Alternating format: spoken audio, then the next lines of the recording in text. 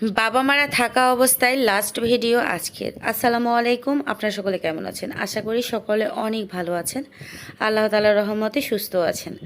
তো এখন হচ্ছে বাবা মা থাকা অবস্থায় লাস্ট ভিডিও আজকের। এই যে নেহারি রান্না করতেছি। বাড়ি থেকে কুরবানির সময় 2টা পায়া নিয়ে আসছিলাম, 2টা পায়া রেখেছিলাম। আমার আব্বা ওই যে আবার গরুর মাংস, যে কোষ মাংসটা খেতে পারে না, কোনো মাংসই খেতে পারে না। তো নেহারি একটু নরম বা কলিজা একটু মানে কোষ ছাড়া, এই জন্য এগুলো খেতে পারে। তো ভাবলাম যে নেহারি রান্না করি, একটু একটু করে খাবে সব কিছু। অনেক রান্না করতেছি, এর পাশাপাশি 2-1 পিস করে মাংস বা কলিজা বা হচ্ছে অন্যান্য খাবার। তো এই আর কি। তো এই যে নেহারিটা একদম হাতে মাখিয়ে, সব মশলা দিয়ে হাতে মাখিয়ে একবারে চড়ে দিয়েছি 1 পাতিল পানি দিয়ে সেদ্ধ হওয়ার জন্য।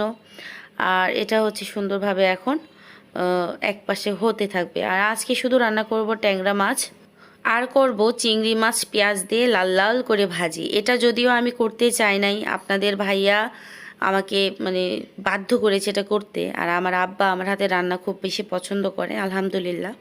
আমার হাতে রান্না আমার শ্বশুরও খুব পছন্দ করে, আমি জানি। তো সবাই মোটামুটি পছন্দ করে আমার হাতে রান্না। তো চেষ্টা করি তারা আসলে আমার সাধ্য সামর্থ্য অনুযায়ী তাদেরকে আপ্যায়ন করা বা তাদেরকে খাওয়ানোর জন্য।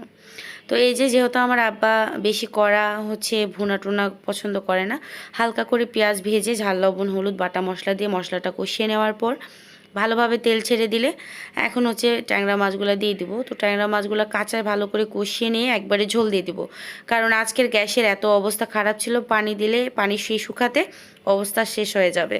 তো এই জন্য একবারে কাঁচা যে মাছের যে গায়ে গায়ে পানি ছিল এটা ভালোভাবে কষিয়ে নেওয়ার পর এখন ঝোলের পানিগুলো দিয়ে দিলাম। ঝোলের পানি দিয়ে দেওয়ার পর ভালোভাবে ফুটিয়ে আসলে টালা জিরার গুঁড়া দিয়ে জাস্ট নামিয়ে নিব। এই রান্না একদমই কমপ্লিট হয়ে গেছে। আর এটা হইতে হইতে আমি এখন চিংড়ি মাছের ভাজাটা মানে মাখিয়ে নিব। এখানে এই যে চিংড়ি মাছ, এটা হচ্ছে পটুয়াখালী থেকে আমার ভাইয়া পাঠিয়ে দিয়েছে। আমার আব্বা মা যেহেতু ওখানে গেছিলো, ওখান থেকে নিয়ে আসছে তারা। আর এখানে হচ্ছে পেঁয়াজ কাঁচা মরিচ, একটু ঝালের গুঁড়া, একটু হলুদের গুঁড়া, একটু বাটা মশলা, লবণ টেস্ট অনুযায়ী দিয়ে দেওয়ার পর ভালোভাবে পেঁয়াজগুলো হাতের সাহায্যে মাখিয়ে নিয়ে এখন দিয়ে দিব মাছ। তো মাছগুলো দিয়ে দেওয়ার পর এখন ভালোভাবে হাতের সাহায্যে মাখিয়ে নিচ্ছি।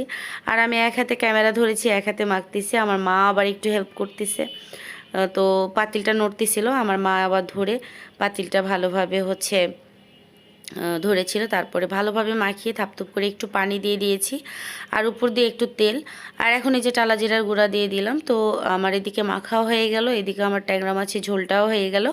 এটা নামিয়ে নিয়ে ভালোভাবে পেঁয়াজের যেই মাছ পেঁয়াজ চিংড়ি মাছ যেটা ভাজবো সেটা উঠিয়ে দিয়ে এই যে অনেকক্ষণ জ্বালানোর পর পানি একদম শুকিয়ে এসেছে, সেই পর্যায়ে ভালোভাবে নাড়াচাড়া করে এটার একদম পানিটা শুকিয়ে নিয়ে ভাজা ভাজা করে নামিয়ে নিব।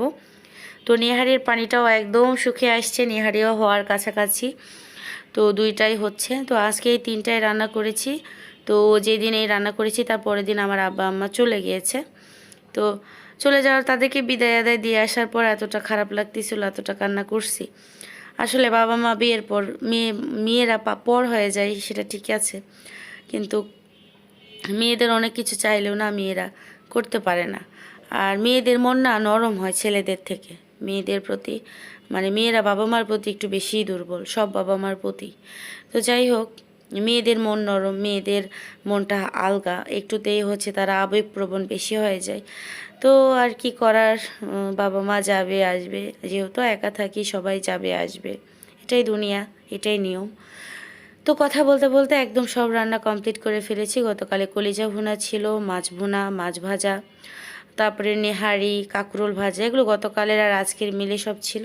তো যাই হোক, আজকের এগুলোই রান্নাবান্না, আজকের রেসিপি এই পর্যন্ত। দেখা হচ্ছে নেক্সট ভিডিওতে। আপনারা সকলে ভালো থাকুন, সুস্থ থাকুন। আল্লাহ হাফেজ, আসসালামু আলাইকুম।